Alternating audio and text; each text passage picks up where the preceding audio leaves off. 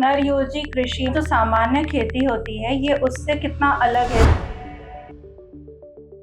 वास्तव में जो हमारे देश में अभी कन्वेंशनल फार्मिंग जिसको कहा जाता है वो है रसायनों वाली खेती कि भरपूर तरीके से खेती में रसायनों का, फर्टिलाइजर्स का, पेस्टिसाइड का उपयोग करके खेती करना कन्वेंशनल फार्मिंग माना जा रहा है। जबकि भारतीय परंपरा की बात करेंगे तो कन्वेंशन का मतलब रहता है परंपरागत, उसमें केमिकलों का इस्तेमाल नहीं था। तो मैं इसको इस तरह से कहूँ कि जो आधुनिक खेती, जो तंत्र विज्ञान की जो अवधारणा है कि केमिकल आधारित खेती करने के बाद में हम लोगों ने खेती का जो टिकाऊपन है उस पर ध्यान नहीं देना है, तो इससे ये डिफर है। पुनर्योजी खेती में हम लोग आधुनिक तंत्र का भी उपयोग करते हैं, विज्ञान का उपयोग करते हैं, नया नया जो तकनीकी ज्ञान है उसका उपयोग करते हैं। साथ ही जो अलग अलग तरह के जो कार्बन बढ़ाने वाले जो प्रैक्टिसेस हैं खेती किसानी में,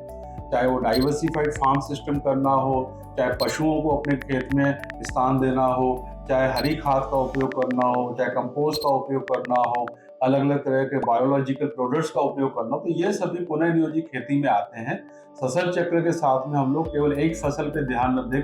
पूरा जो इंटीग्रेटेड एक फार्म का जो प्लानिंग किया जाए उसको हम लोग पुनर्योजी खेती में मानते हैं।